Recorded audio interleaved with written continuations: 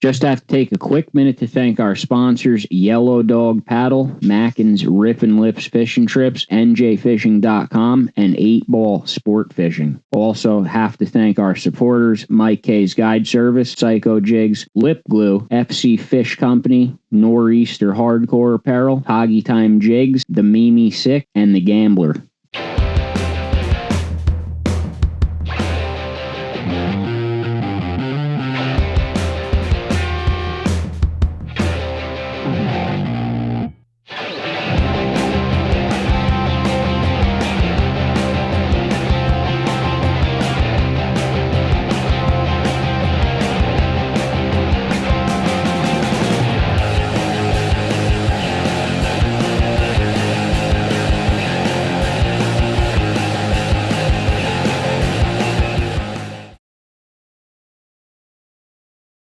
Oh, it did pop up. It says live.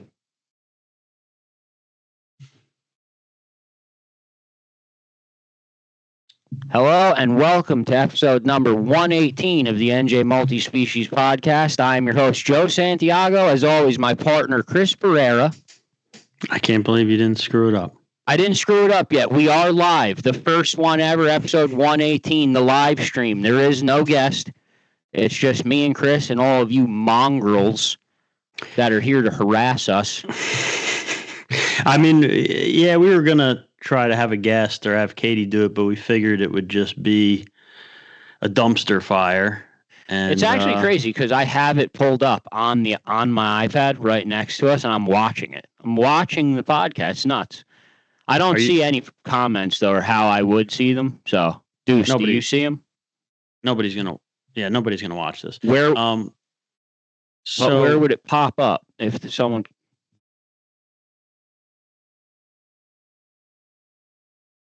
See, this is just silence now because nobody can hear Deuce except for us. So this is what I was talking about. Yeah. So we're going to start the show. If you comment in, and it's cool enough of a comment, maybe we'll acknowledge it. But yeah.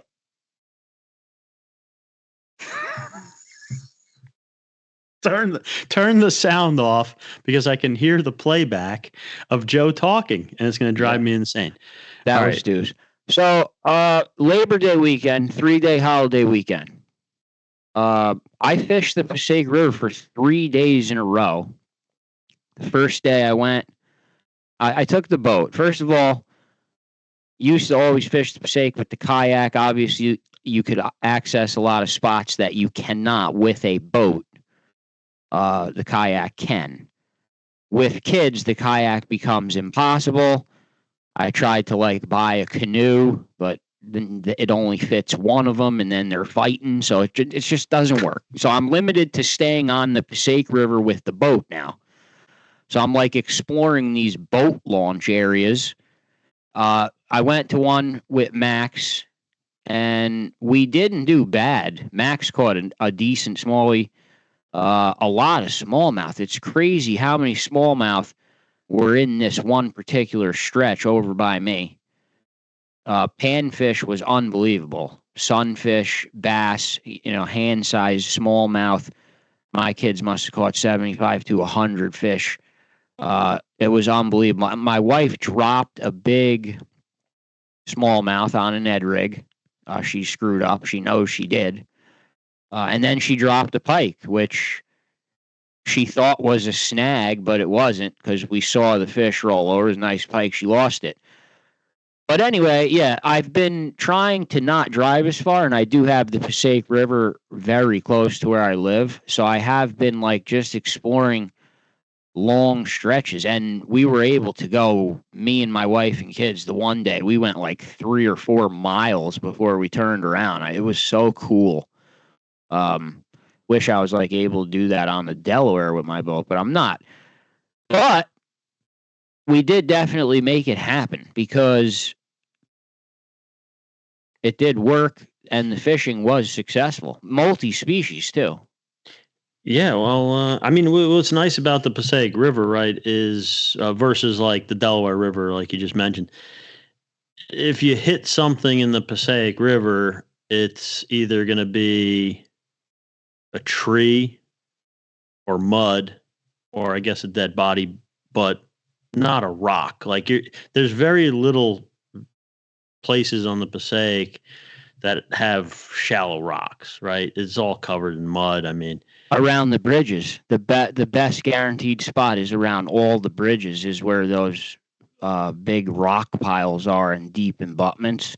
And that's actually where one bridge that I hit, I had talked to John Dorn, and John Dorn said, yeah, I fished tournaments there. And he had told me where he actually pulled a fish where he won a tournament. And I actually went to that specific bridge, and my wife hooked I could tell it was a big smallmouth, and she dropped it, but definitely a good one. And the pike are in there. There's carp everywhere. And another thing that I was shocked by was I was staring down a lot of spots in the boat. I was looking straight to the bottom, crystal clear water. The Passaic River, the most polluted waterway in New Jersey, and crystal clear, absolutely beautiful, with wildlife brimming everywhere, birds. I mean, it was really good to see. And I'm not making fun of the pollution. I know the problem's definitely there. It's settled down in the sediment now more than the water itself, but the ecosystem in that river is unbelievable.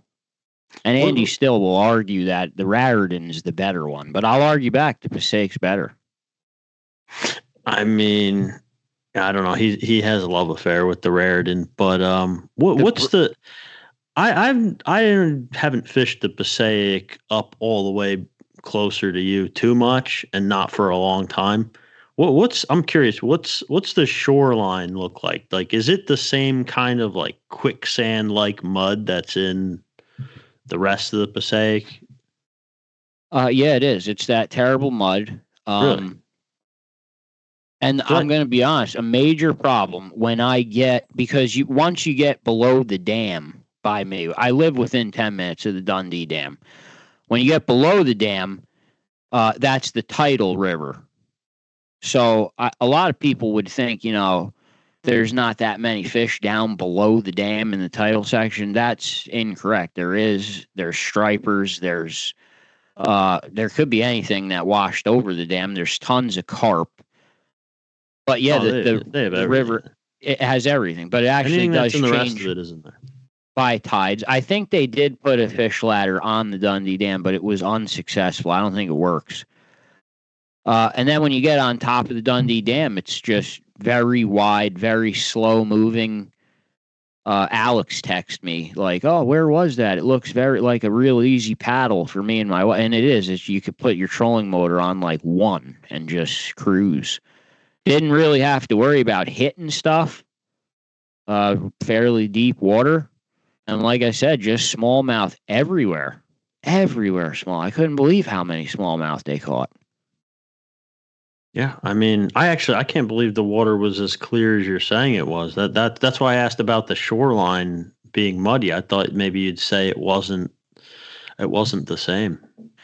The lack of pike I found interesting, though, because I threw a spinnerbait the one whole day with Max. Max threw a chatterbait.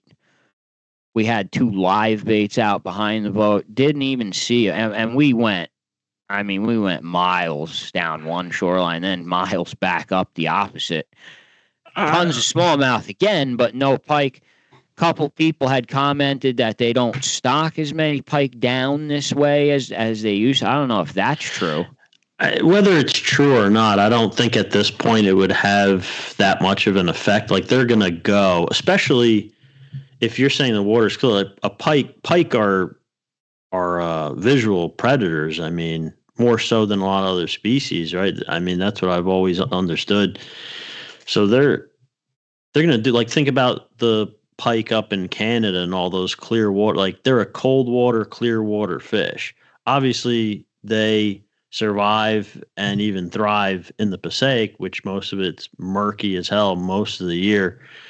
But you would think they'd seek out, better hunting grounds and stuff like that. When you said the water was clear, I thought, but here's what I will say. It was very clear. Very, very clear. When you kind of got down to the Route 21 into the shallower waters where you saw tons of carp is where it kind of got a little murkier. But up in the main river, the clarity impressed me. Yeah, I guess because of the depth. You said I just have to tell. I got to tell Deuce. And I got to remind her, it is our first live, so we're learning it. My wife's texting me that she sees the comments. I don't see the comments, but she sees them. Deuce, can you see them? I don't see. We can't. Me and Chris can't see the comments, so we got to iron out how. Yeah, we have no idea what we're doing. We're the two hosts.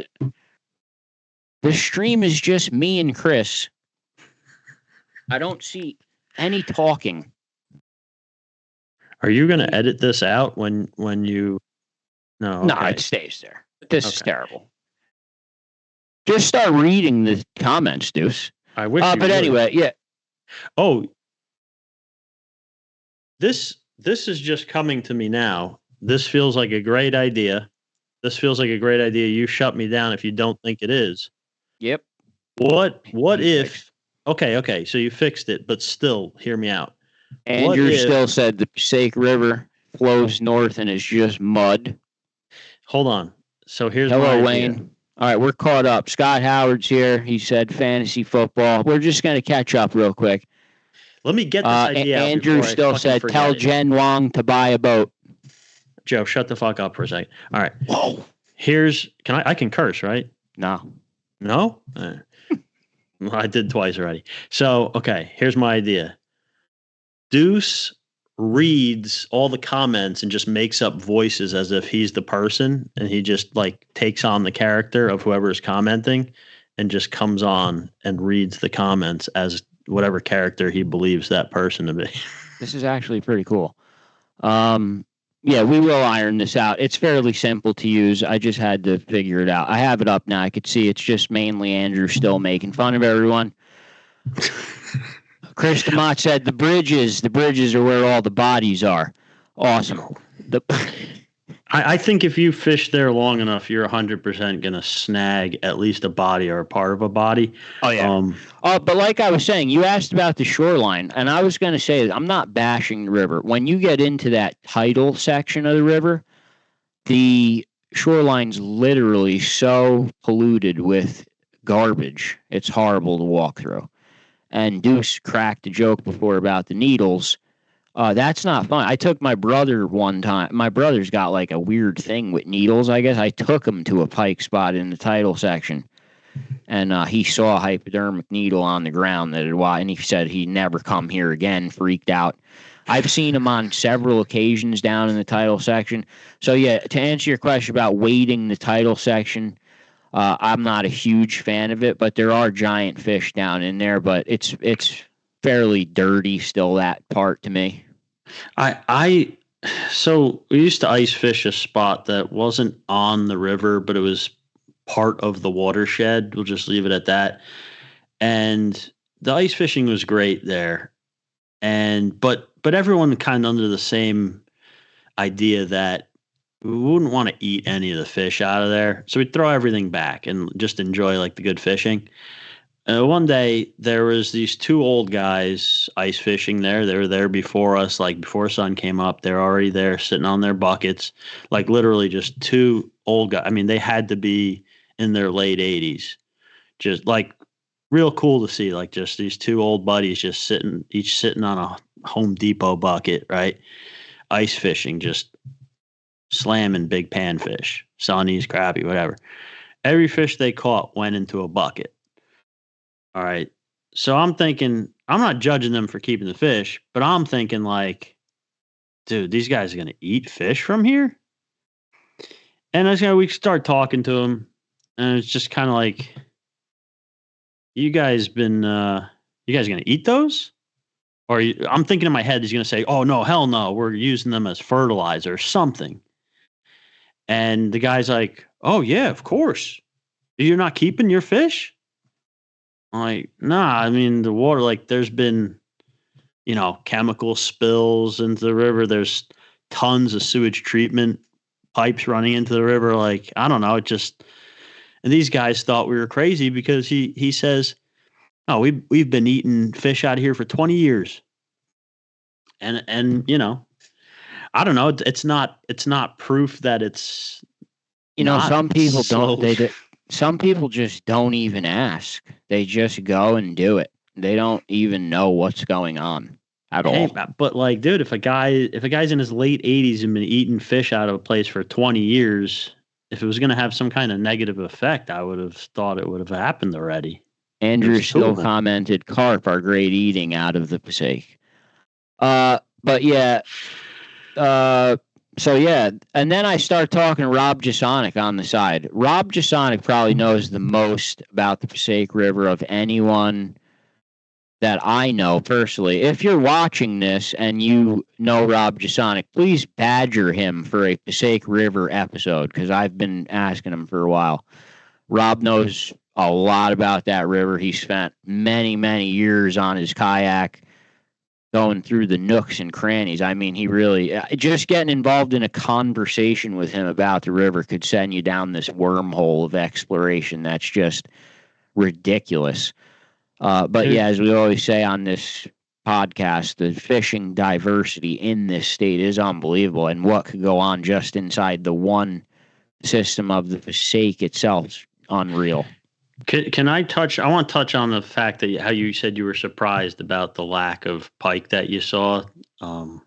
Granted, given you were targeting them for at least part of the time. So I noticed something. I fished the Passaic a good amount, not where you were. I frequent like further back in the skinnier sections. And I noticed something over the years.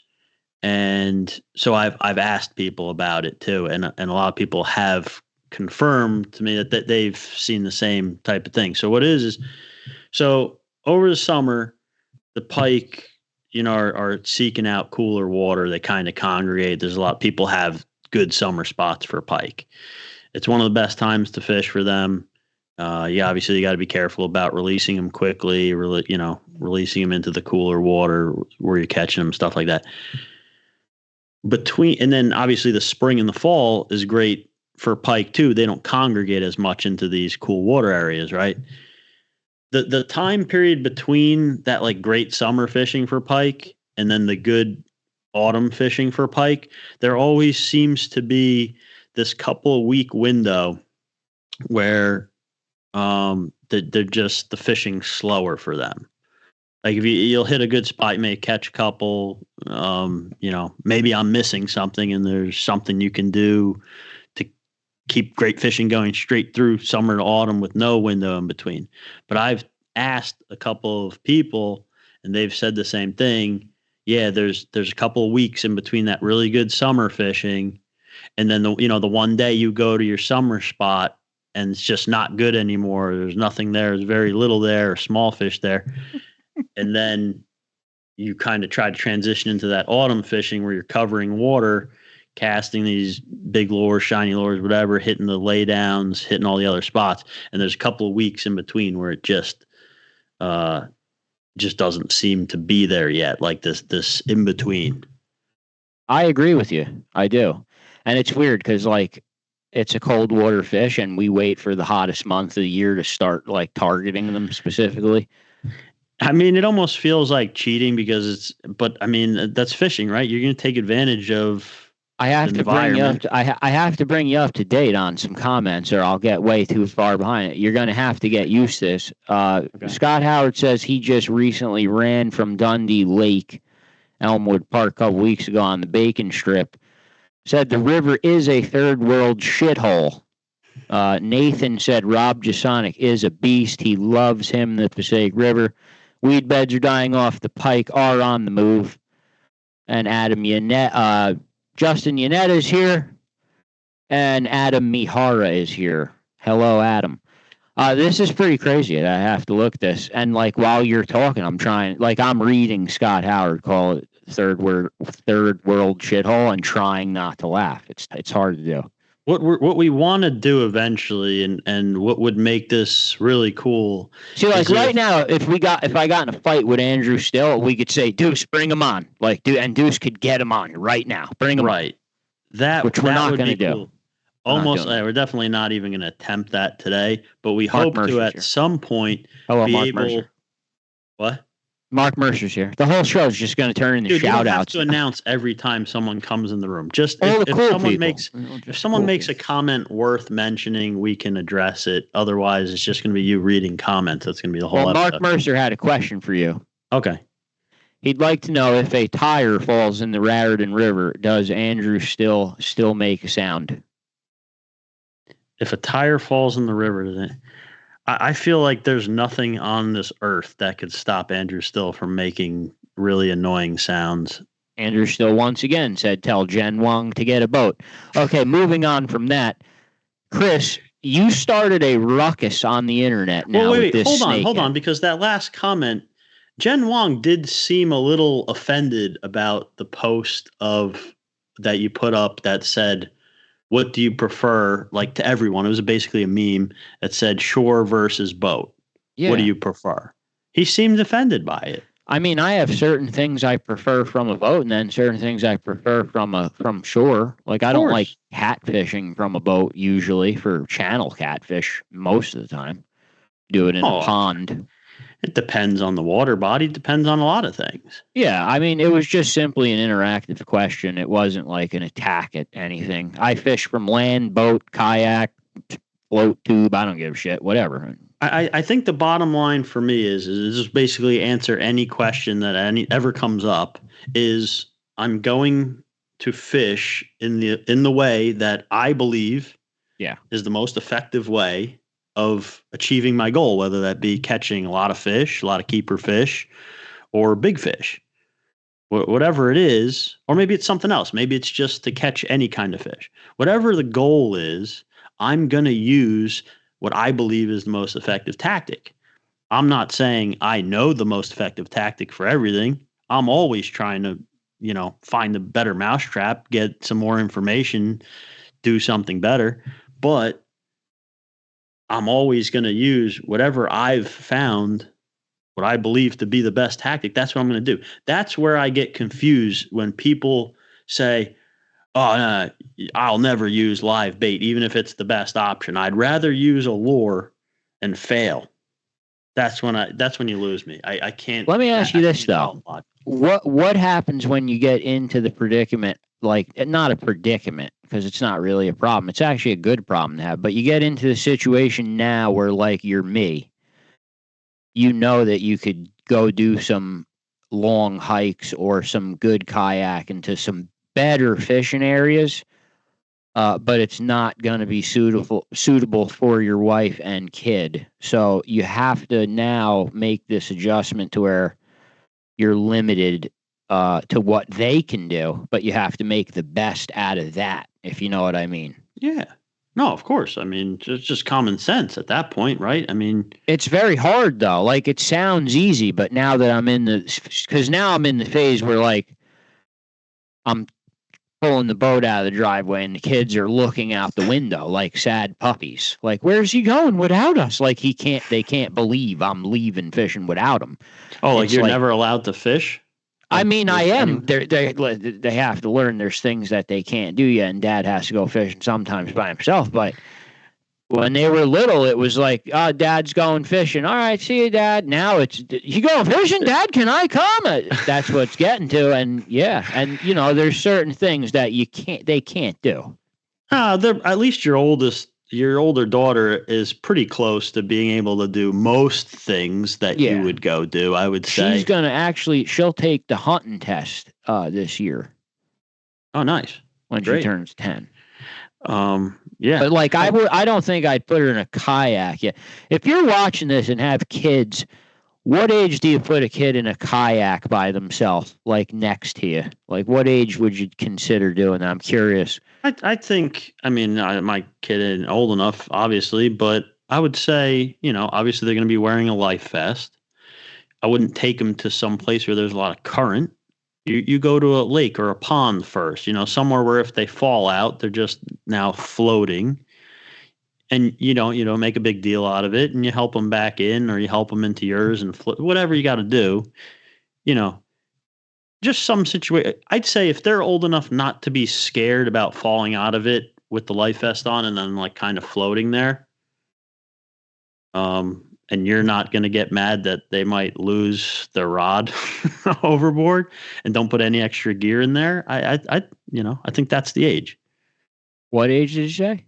8? I didn't say a specific age. I'm saying the age where they're old enough to be able to fall out of the kayak with the life vest on, obviously. Yeah, and float. But they're able to fall out, like flip it or whatever, or fall out and float there and not be traumatized. You know what I mean? Like if there's a good question. Adam Harr wants to know, at what point do I switch my kids over from live bait to lures? That's a really good question. I've never even actually thought about that. I mean, see, this is crazy because now this podcast could just go in any direction because someone like with a question like that could offshoot it anywhere. Well, I like that.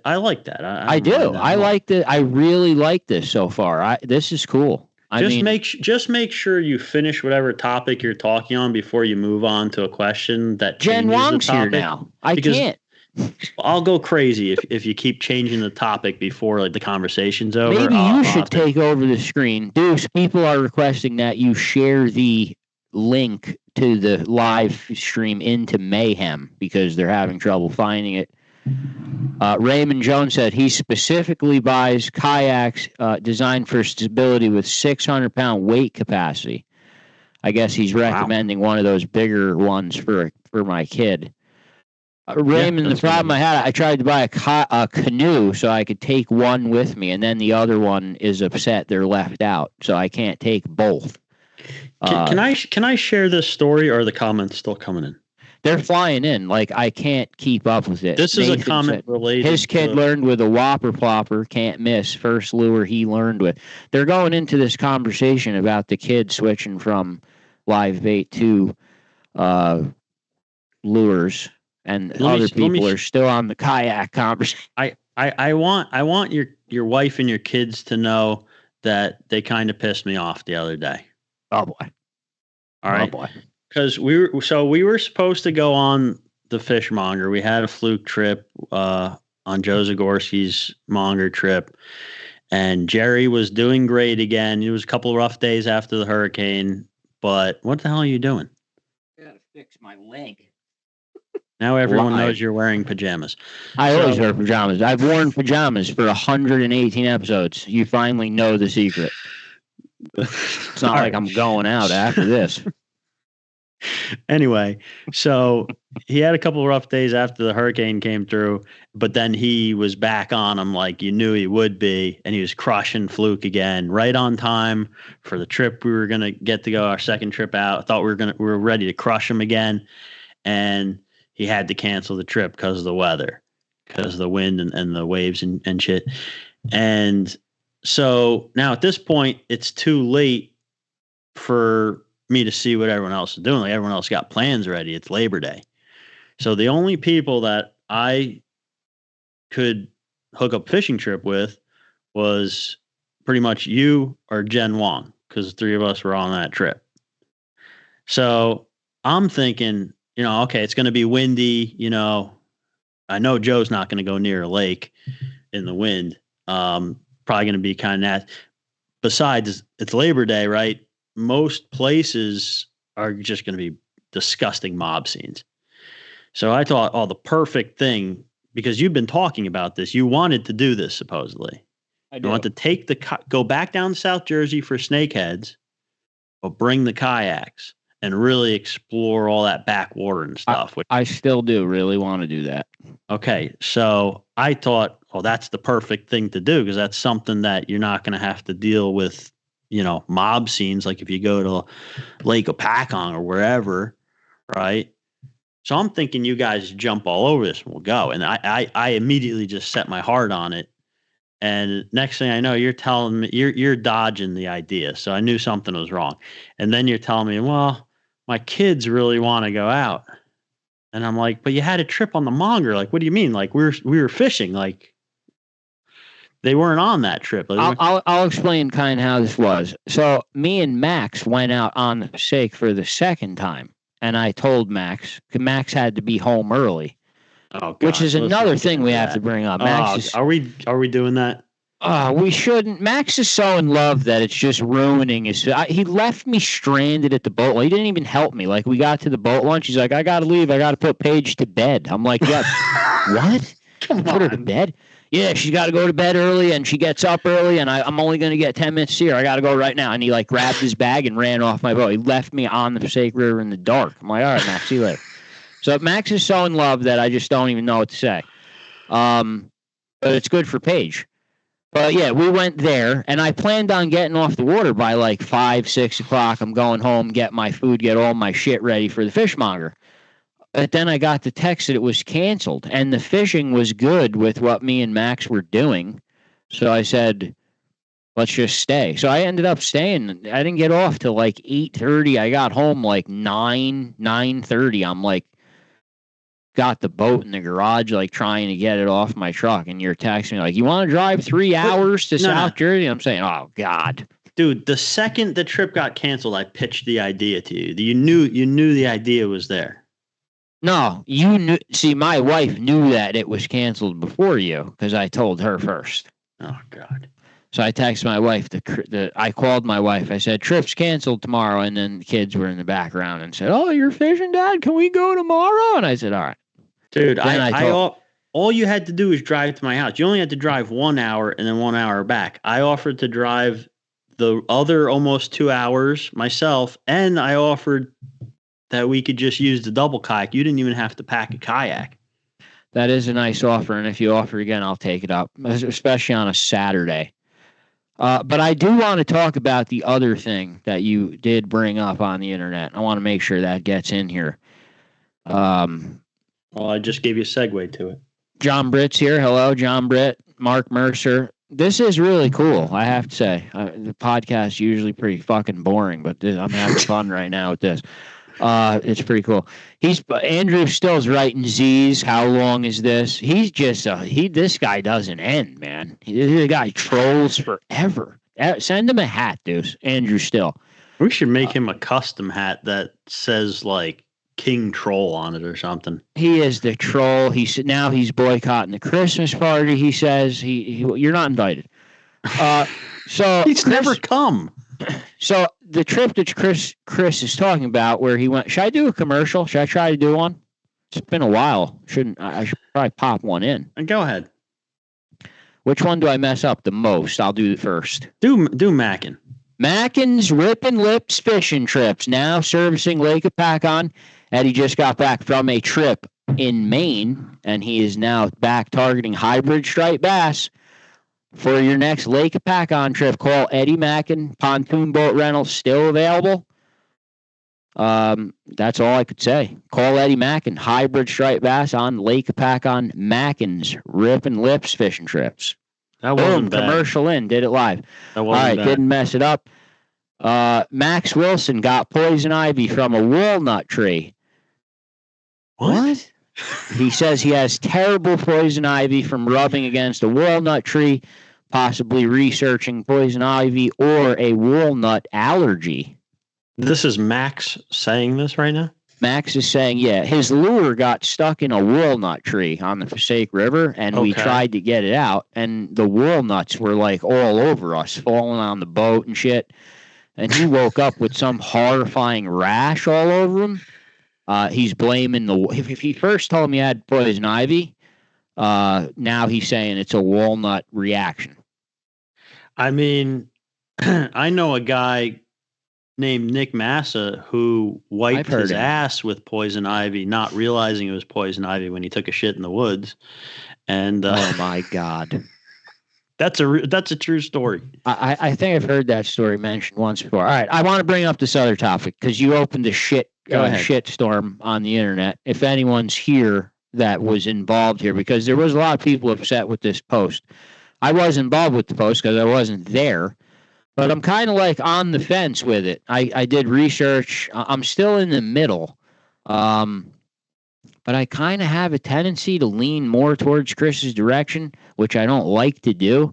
But yeah, basically him and Jen went down there, South Jersey fishing, and they targeted snakeheads, and they did really good bass fishing in some waters that are pretty infested heavily with snakeheads in large quantities, which we've been there to catch. And I know some people think that, like, when we post, we're just posting shit. Kim Swords just said, Joe is not real. I'm not real. I know. I 8-Ball. I love 8-Ball. I am going to get there. I promise you I will get there, 8-Ball. You have my word. I am coming. Sea bass. We're going fall sea bass fishing soon.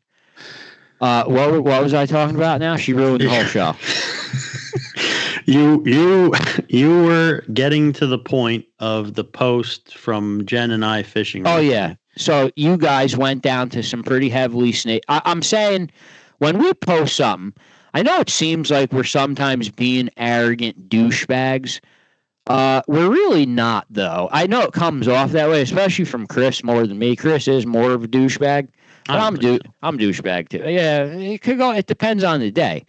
But we have had many guests on the show from South Jersey who fish for them, and also they love bass fishing. Thomas Wyatt, Powerbait Paul.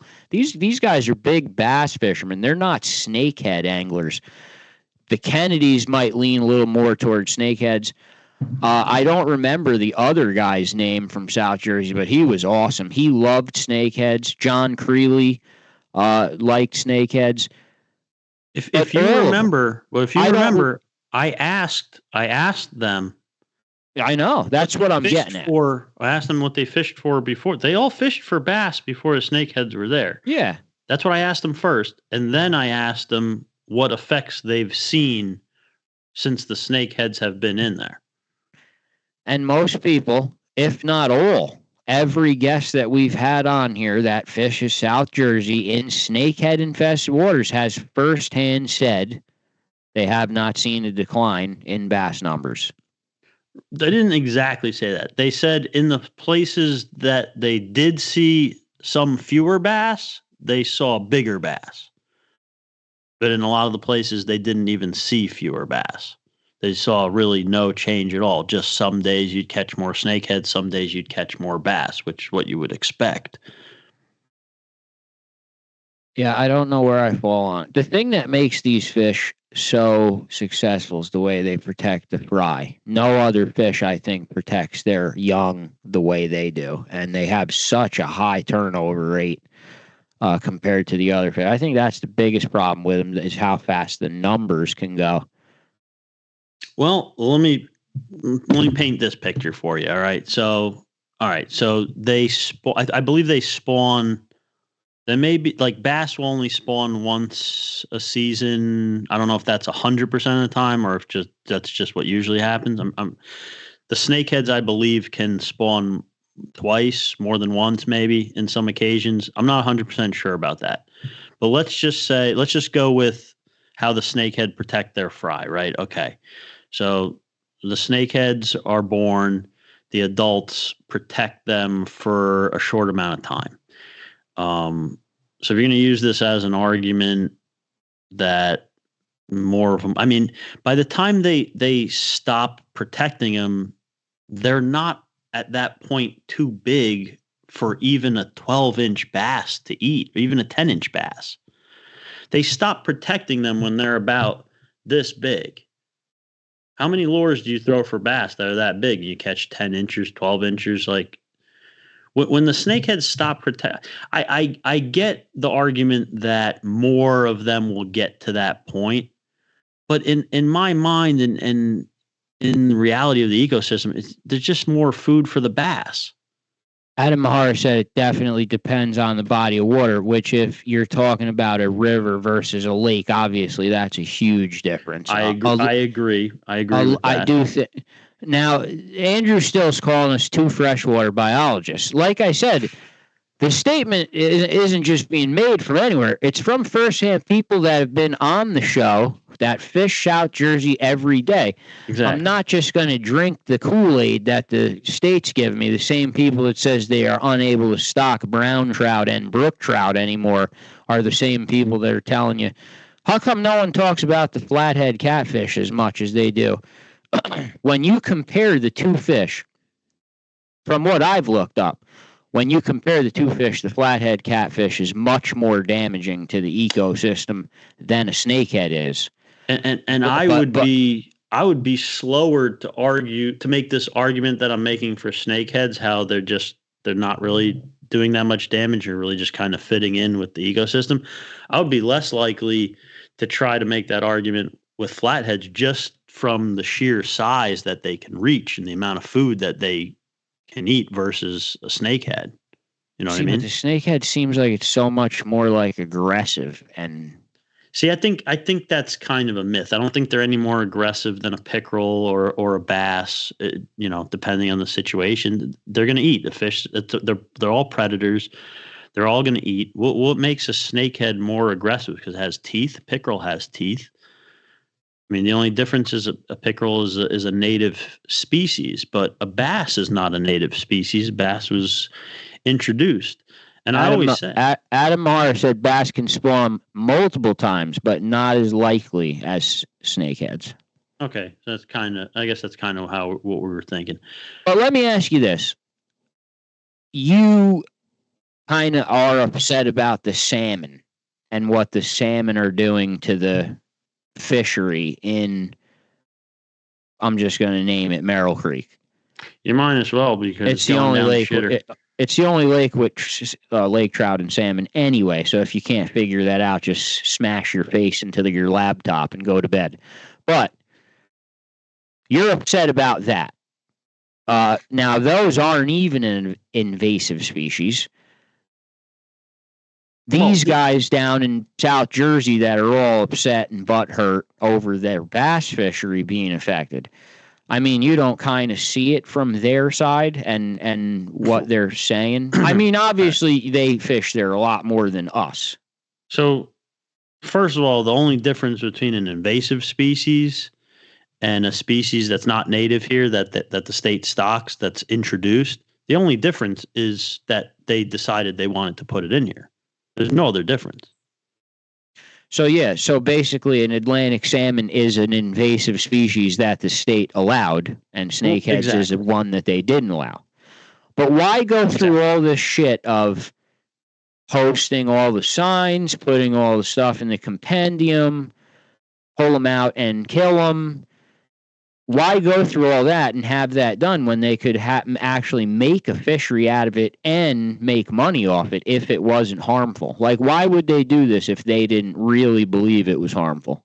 I think they did really believe it was going to be harmful, and I think there was a chance. I wouldn't have argued against it back then and I didn't. I thought, again, I didn't fish down there really, so it wasn't, I had no skin in the game, but I remember hearing about it after it had already been started.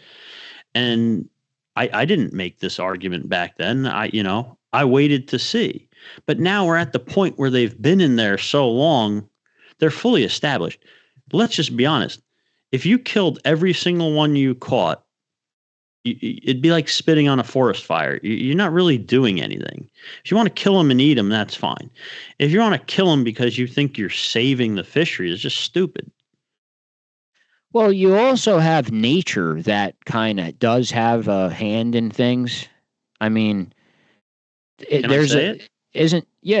could say your line, but there's a number that they won't go over the number. Nature finds a way. Nature finds a way. No, look, Dave Aw's here. Everybody just has to face the fact the snakeheads and the flatheads are here to stay. That's true. They can either take part in the fishery or not, but I guarantee they're not going anywhere. So you're just missing out by not fishing for them. And that is a completely factual. And that's from Dave Aw, and he's the best, so you can't argue Dave Aw. So Andrew Still, that's it for you. There's not even an opinion in that statement. No, there isn't. He stated a fact. Yeah, I agree with him. Even if we both right now said, you know what, they're right, let's do it. Let's catch snakeheads and kill them. They would do nothing. There'd still be snakeheads and flatheads everywhere. They're not going anywhere. I mean, look, it's not. It's like you said. We don't just pull this out of our ass just to say it. I've asked, we've talked to people, we've asked people. Justin Lerner has a biology degree, marine biology degree. He will. I've talked to him about it. He would basically be saying the same things I'm saying, and he has no skin in the game either. And I mean, no matter which way you look at it, even if you looked at it through the perspective of the Snakehead made some of the bass fisheries down. Let's say the Snakehead did make some of the bass fisheries down there less quality, less numbers, whatever it may be. Let's just say the Snakehead negatively affected some of the bass fisheries down there. So what? You still have all the other bass fisheries that the Snakeheads can't get into. No one's telling you to take the Snakeheads out of the Delaware River tributaries and put them in ponds and small lakes and shit. Yeah, nobody's claiming that won't do anything. That would 100% be let me detrimental. ask you this, because this is a tough one. This is kind of where Adam Mahar is going here with it. We're both conservationists. We preach conservation. The wildlife compendium's telling us not to release these fish, that they have to be destroyed. Do you feel that it's our duty as conservationists that we're supposed to follow those game laws? Or it's Ted Nugent and you just follow what you believe to be common sense? When it comes... Also, Dave All, Adam Mihar, and Mark Mercer, all three said they are blocked by Andrew Still, and they are starting a page for people that are blocked by him, if anyone wants to join it. Okay, stop giving Andrew Still attention. Let me answer the question. Okay. So here's my answer to that just in general. I think I forgot. Now you see you screwed me up, and now I forgot where we were going with this. It's live. You got to deal with it. Yeah, but you didn't have to jump in and interrupt me and tell me that they're making a page about it. You know what you should do? Blocked by Andrew Still. You know what you should do? What? You should check out yellowdogpaddle.com, because YDP is crushing fish on Round Valley Reservoir. We're getting ready to fish the Veterans Tournament with Mike. Also, he is now booking those fall jigging trips on the Delaware River. They're very limited and quick. The river level changes very fast on that river, and he also doesn't have that many dates available for it. So if you want to jig Delaware for that fall bite with Yellow Dog paddles, now the time to call. YDP.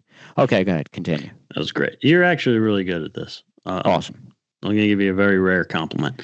It's beginner's luck. The rest will suck. All right, so back to the question. So about the conservation. Number one, I don't see how killing snakeheads conserves anything. I mean, again, if it was in a pond, like if you found out someone threw 5 snakeheads into a pond and it was before spawning season and you gathered up a posse to try to catch those 5 snakeheads in this pond before they spawned and ate everything, like, okay, like that I could buy into. But when you're talking about like this massive, river system, maze of tributaries and stuff all attached to the Delaware River, killing the snakeheads doesn't conserve anything. They've just become, and it's too late anyway. They've just become part of the ecosystem. They've become part of it. They eat some bass. The bass eat them. Like, I just don't get the argument. Like it's basically proven fact. We see it. We've talked to all these people that fish it. I don't think Adam Mahara fishes this particular water body, this watershed. I don't know, and maybe he does, but I'm not talking about little lakes and ponds. We're talking about the tributaries, a maze of water that comes, attached to the Delaware River. I don't get it. What? Go ahead. What's so funny?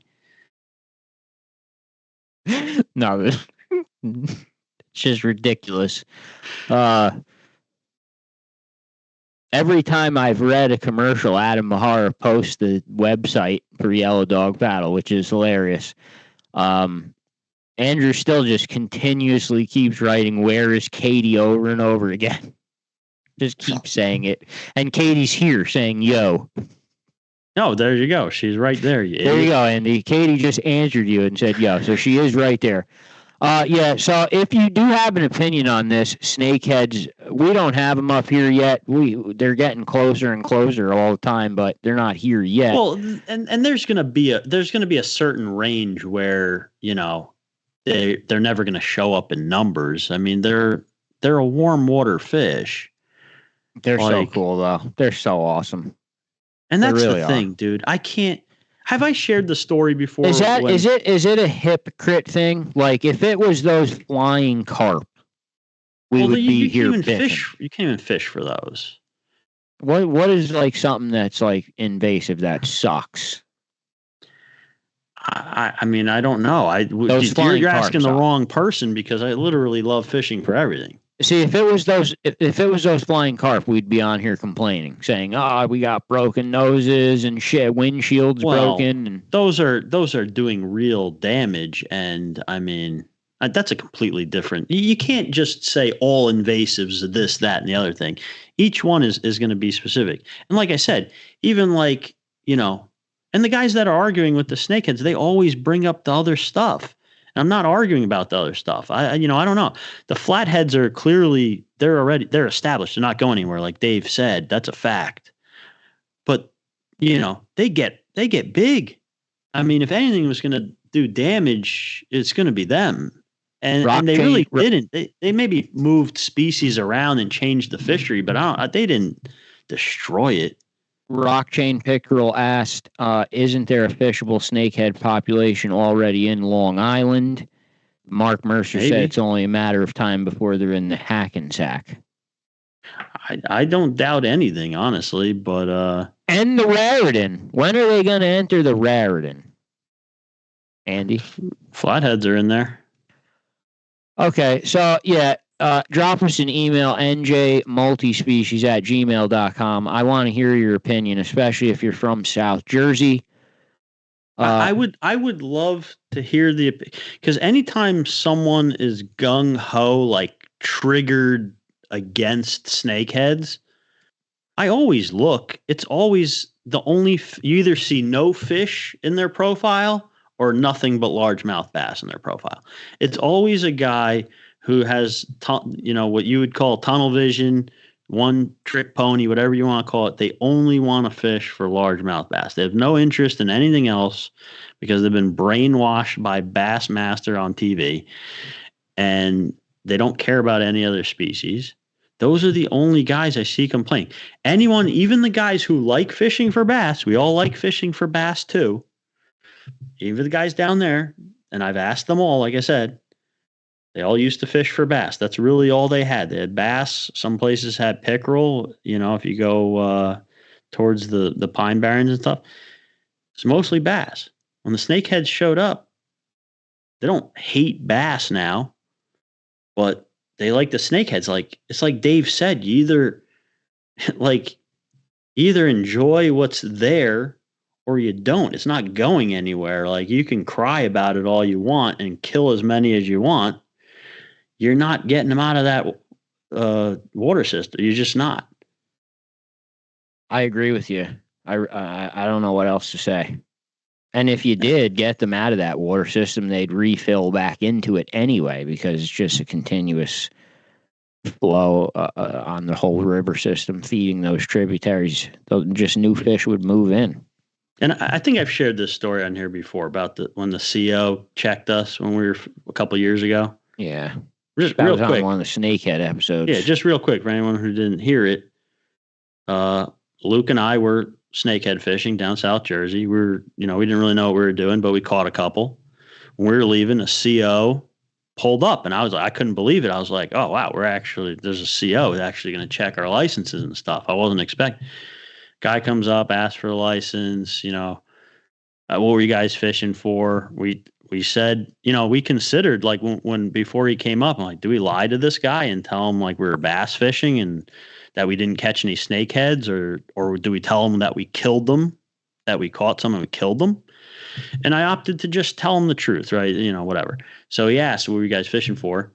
Said, we came down from North Jersey to fish for snakeheads. He goes, oh, yeah, all right. Did you get any?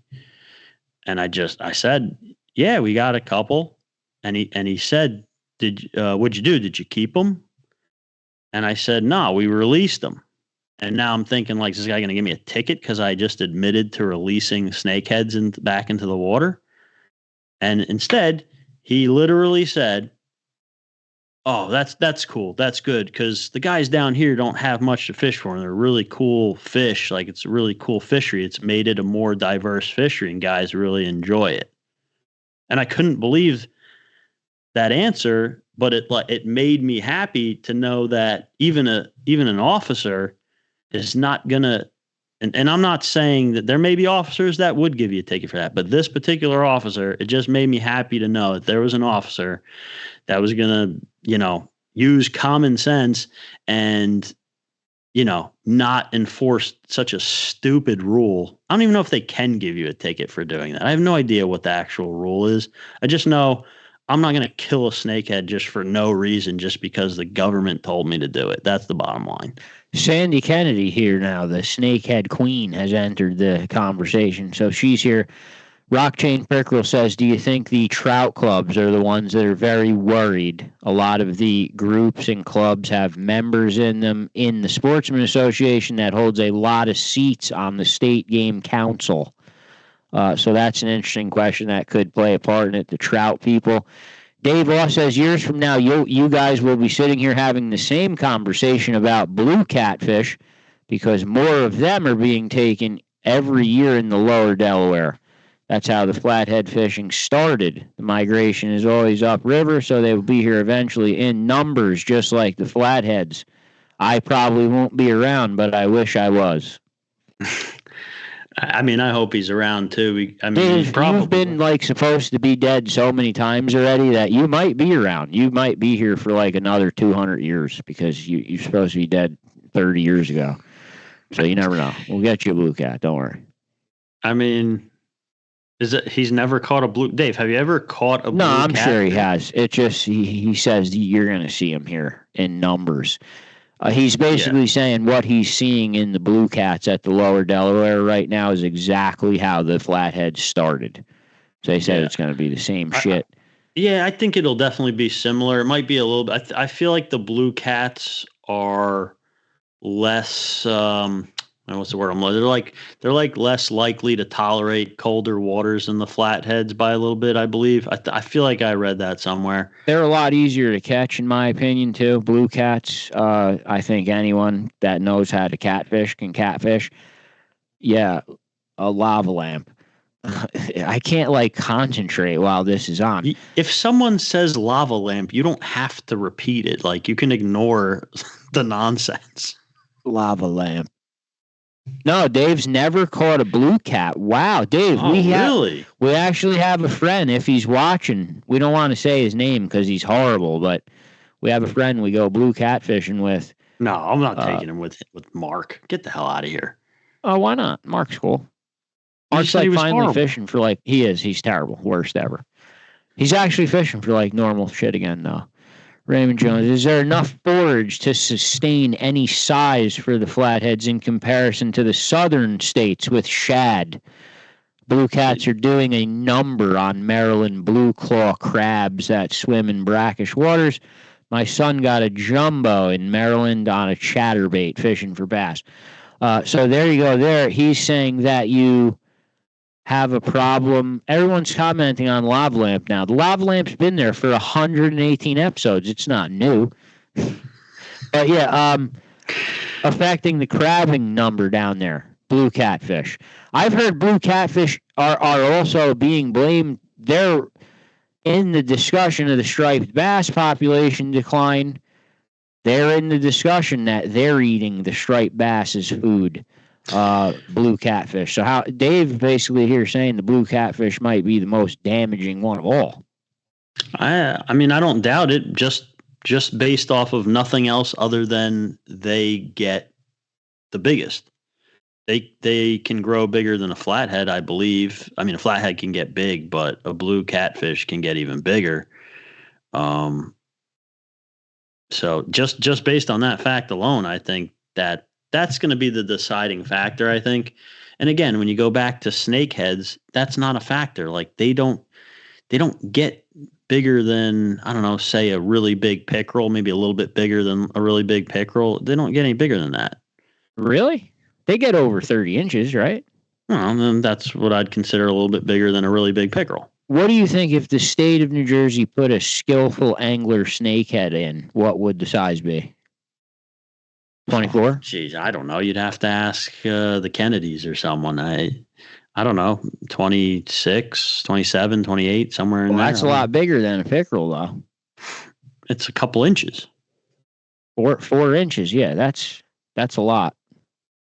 No? Yeah. I'm not really. Not to me. I don't have a. How long is your snakehead that's on the Mayhem board? Oh, that got bumped a long time ago. It's not even on the Mayhem board.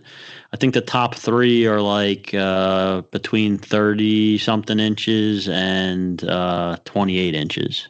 Lowell Salzman Jr. said blue cats are definitely doing the most damage from what he's seen so far.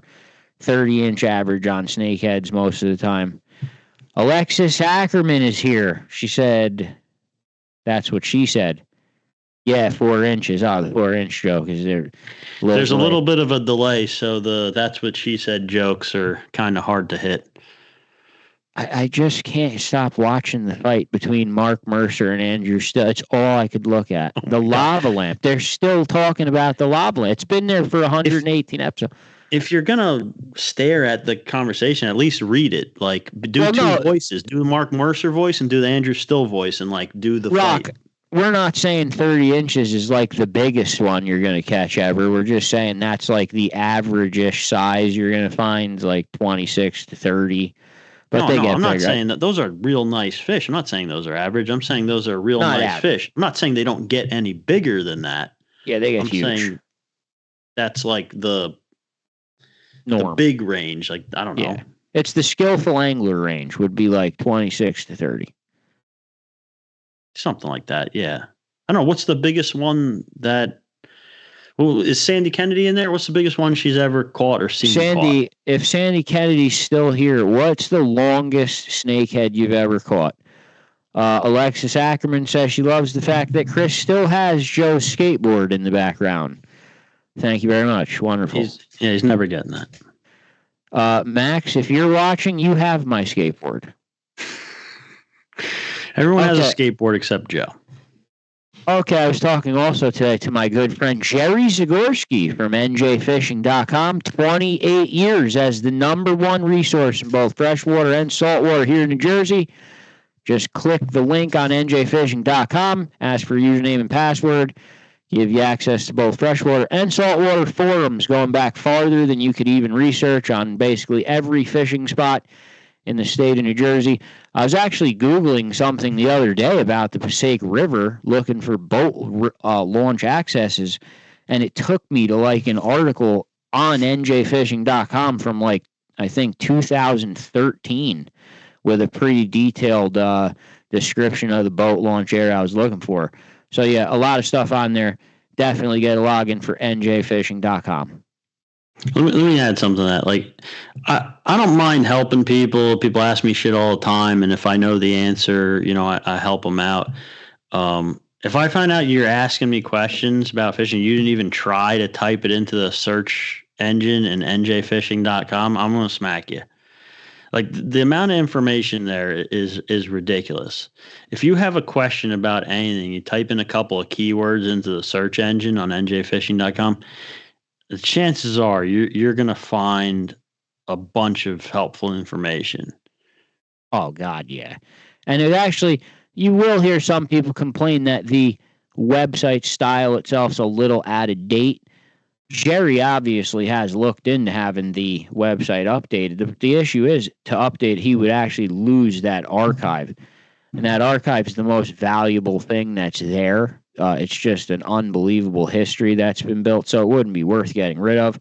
No. That's the reason the site just remains the way it is. So check out njfishing.com. especially if you're looking for research.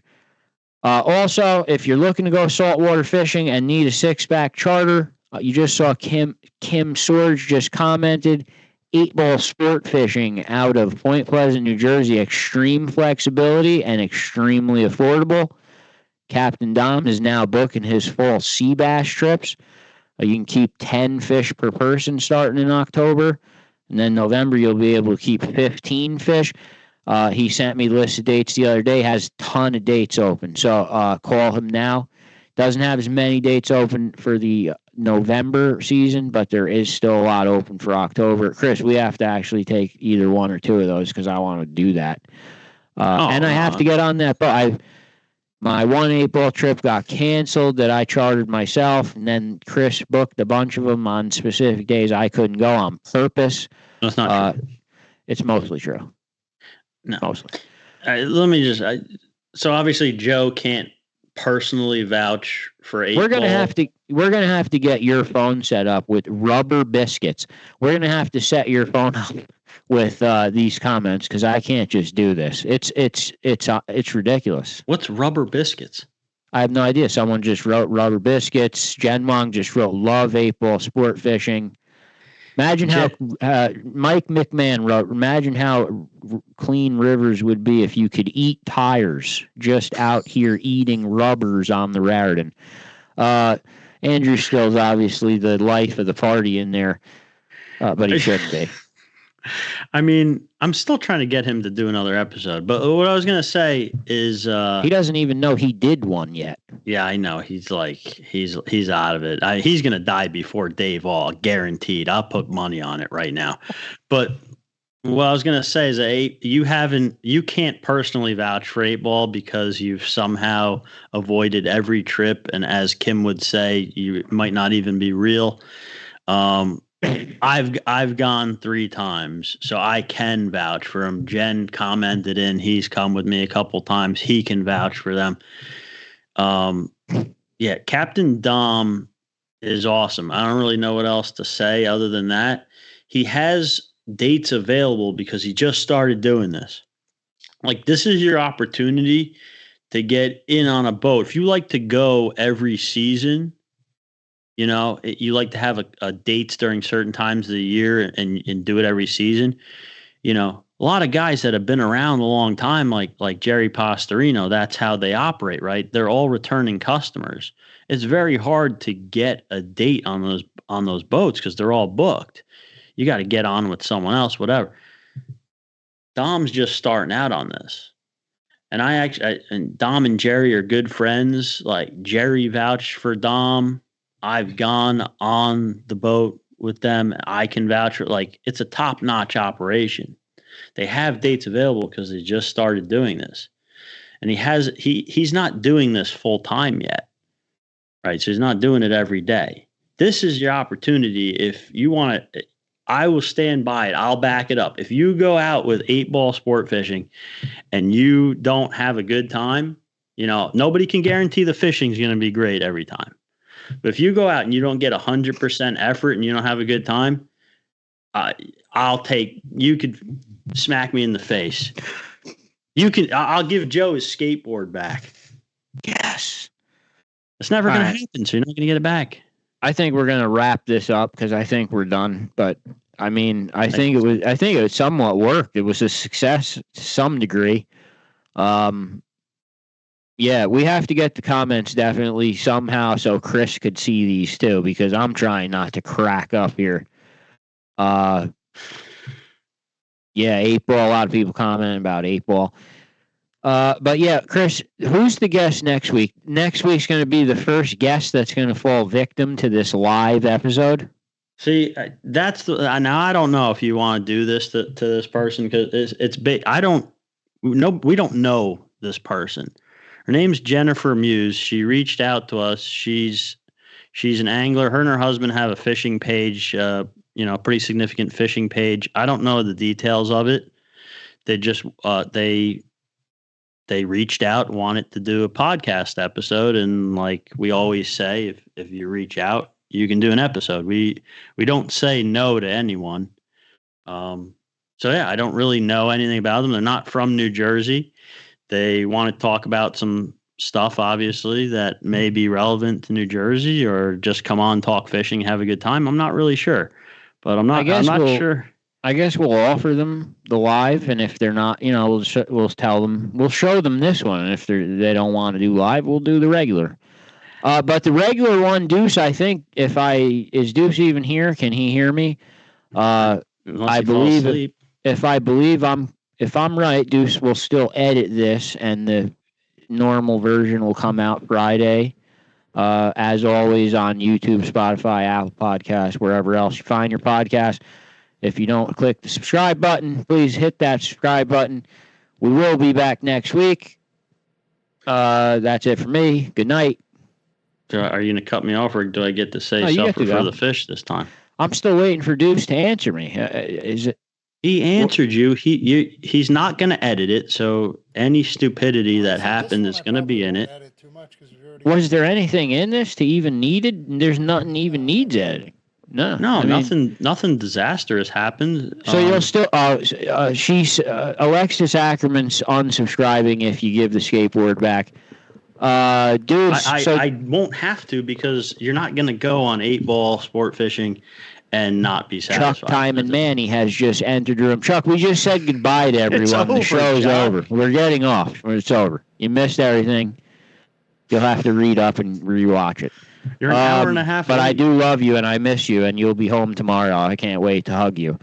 Life is miserable without Chuck. Just end the show with that homoerotic statement and suffer for the fish. Cut it off. Suffer for the fish, and woo! Oh, God.